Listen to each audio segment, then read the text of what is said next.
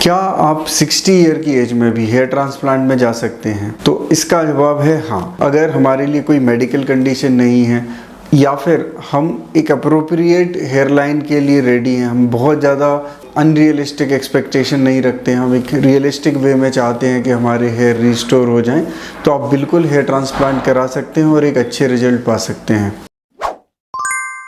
मैं doctor Ankit Kumar Jain, dermatologist and hair transplant surgeon, आज आपको इस टॉपिक के बारे में काफ़ी डिटेल में बताऊंगा। तो इस वीडियो को आप पूरा देखिए ताकि अगर आपकी एज ज़्यादा है और आप हेयर ट्रांसप्लांट के बारे में सोच रहे हैं तो आप सही डिसीजन ले सकें। तो शुरू करते हैं। सबसे पहले हम समझते हैं हेयर ट्रांसप्लांट क्या होता है। हेयर ट्रांसप्लांट एक प्रोसेस होती है जिसमें सिर के पीछे के हिस्से से, जिसको हम परमानेंट हेयर जोन बोलते हैं, वहाँ से ग्राफ्ट लेके उन हिस्सों में लगाते हैं जहाँ पे हमें बाल्डनेस होती है या जहाँ के लिए हम कंसर्न होते हैं। वहाँ पे हम जब इन ग्राफ्ट को प्लेस करते हैं तो ये वहाँ का पार्ट बन जाते हैं और वहाँ भी नेचुरली हेयर की तरह ग्रो करने लगते हैं। तो एक बहुत ही अच्छी प्रोसेस होती है जो कि आपके बाल्ड स्कैल्प को वापस से प्रॉपर हेयर से फिल कर सकती है और आपकी हेयर लाइन रिस्टोर हो सकती है, प्लस एक प्रॉपर आपका लुक आ सकता है। कुछ लोगों का प्रोफेशन होता है जो कि उनको डिमांड करता है कि वो हमेशा प्रेजेंटेबल रहें, जैसे कि मॉडल्स होते हैं, आप सोशल मीडिया इन्फ्लुएंसर हैं या किसी भी तरह से आपका है, तो कई बार ऐसा रहता है कि हमें एक ज़्यादा प्रेजेंटेबल फेस चाहिए होता है, हम अपने आप को और बेटर प्रेजेंट करना चाहते हैं।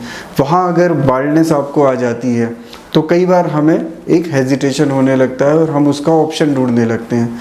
कुछ लोग उसके ऑप्शन के तौर पे विग का यूज़ करते हैं और कुछ इसके लिए नेचुरल ऑप्शन ढूंढते हैं, तो वो काफ़ी सारी मेडिसिन्स का यूज़ करते हैं कि कहीं से हेयर ग्रोथ आ जाए।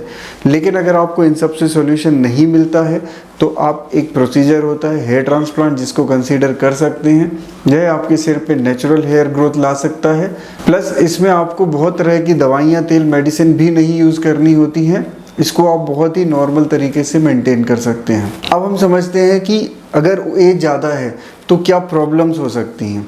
सबसे पहली चीज़, अगर एज ज़्यादा है तो उस समय हमारे लिए काफ़ी सारी मेडिकल कंडीशंस आ जाती है, जैसे किसी को बीपी की प्रॉब्लम हो जाती है, शुगर की प्रॉब्लम हो जाती है, किडनी, लिवर या अदर हमें प्रॉब्लम्स हो सकती हैं। तो ये बहुत इंपॉर्टेंट इवेल्युएट करना कि अगर हम लेट एज में हेयर ट्रांसप्लांट में जा रहे हैं तो हमेशा अपने डॉक्टर से डिस्कस करें कि आपको क्या क्या प्रॉब्लम्स हैं, किन किन चीज़ों की आप मेडिसिन ले रहे हो, किस किस तरह का ट्रीटमेंट आपका चल रहा है। अगर आपका कोई ट्रीटमेंट नहीं चल रहा है तो भी आपको एक अपना कंप्लीट बॉडी चेकअप करना चाहिए ताकि हमें पता चल सके कि ऐसी कोई हिडन प्रॉब्लम तो नहीं है जो चल रही है और हमारा उस पर ध्यान ना हो, क्योंकि ये आपके सर्जरी के और वुंड हीलिंग के आउटकम को अफेक्ट कर सकता है। तो सबसे पहले हमें अपनी मेडिकल कंडीशन को चेक कराना है, हमें हमारे सारे सिस्टम्स प्रॉपर से एवेल्युएट कराने हैं, फिर हमें एक फिजिशियन फिटनेस लेना है। जब वो फिटनेस मिल जाती है उसके बाद ही हमें हेयर ट्रांसप्लांट के लिए जाना है। दूसरी प्रॉब्लम क्या आती है डोनर एरिया की, क्योंकि जैसे एज बढ़ती है तो डोनर एरिया कम होता जाता है, हमारी ग्रेड ऑफ बाल्डनेस बढ़ती जाती है। इसके साथ साथ जो हमारे हेयर फॉलिकल होते हैं उनमें एज का फ़र्क भी आता है, उनकी ब्लड सप्लाई या उनका जो एजिंग है वो ज़्यादा होने लगता है, ब्लड सप्लाई कम होने लगती है, तो कहीं ना कहीं वो फॉलिकल थोड़े वीक होने लगते हैं, वहाँ का जो टिश्यू होता है सपोर्टिव टिश्यू वो वीक होने लगता है, तो उनको एक्सट्रैक्ट करना और उनको इम्प्लांट करना और डिफ़िकल्ट हो जाता है। तो एक तो हमारे पास डोनर एरिया कम होता है, दूसरा ग्राफ्ट वीक हो जाते हैं, तो इस कारण से वहाँ पे रिजल्ट प्रोड्यूस करना थोड़ा सा मुश्किल होता है।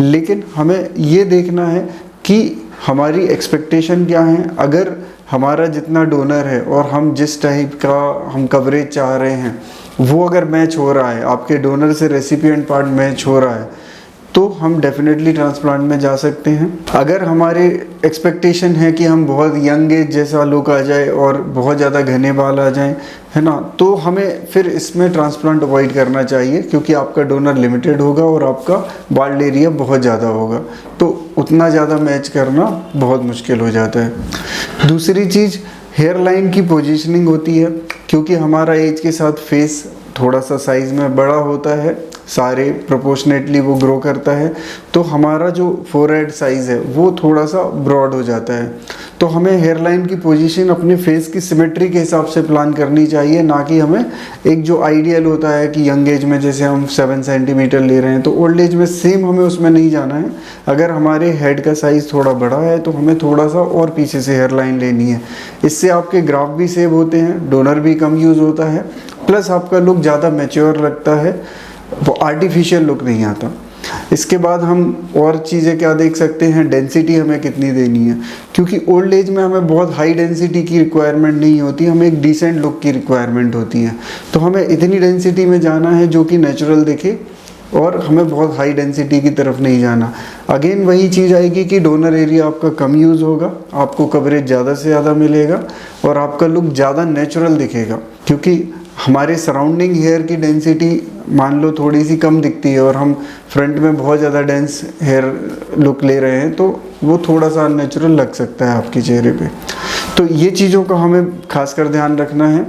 हमें ये भी देखना है कि पेशेंट के एक्सपेक्टेशन रियलिस्टिक हों। अगर उसका डोनर कम है तो उसे पता होना चाहिए कि उसका कवरेज थोड़ा कम आएगा, तो वो जो फ्रंट एरिया होता है या मिड एरिया जो ज़्यादा अपीलिंग एरिया होता है उस पर फोकस करें रादर देन क्राउन पे, बिकॉज क्राउन पे रिजल्ट्स वैसे भी कंपैरेटिवली कम आते हैं और वो सामने से विजिबल भी नहीं होता है। तो हमें फोकस भी अपना एरिया वही रखना चाहिए जो ज़्यादा बेटर रिजल्ट दे सके आपको। तो ये सारे पॉइंट्स आप अपने डॉक्टर से डिस्कस करके और फिर आप उसको कंसीडर कर सकते हो। एज का कोई लिमिट नहीं होता है, आप 60 या 70 या 75 साल में भी आप हेयर ट्रांसप्लांट में जा सकते हो। बस आपको एक ही चीज़ ध्यान रखनी है, आपकी कोई मेडिकल कंडीशन ना हो, या कंडीशन है तो वो कंट्रोल्ड हो, आपको कोई बिगड़ी हुई कंडीशन ना हो, जैसे शुगर बहुत ज़्यादा बढ़ी हुई है या बीपी बहुत ज़्यादा बढ़ा हुआ है या हमारा किडनी फेलियर है, कंट्रोल नहीं है, डायलिसिस चल रहा है, मतलब इस तरह से सिचुएशन ना हो। सिचुएशन ऐसी हो जो कि विथ मेडिसिन प्रॉपरली कंट्रोल चल रही हो। और दूसरा, एक्सपेक्टेशन सही हो तो आप बिल्कुल ट्रांसप्लांट में जा सकते हो। उम्मीद है ये जानकारी आपको अच्छी लगी होगी। अगर अच्छी लगी तो वीडियो को लाइक और शेयर करें, हमारे चैनल को सब्सक्राइब करें ताकि ऐसी और यूज़फुल जानकारी आपको मिलती रहे।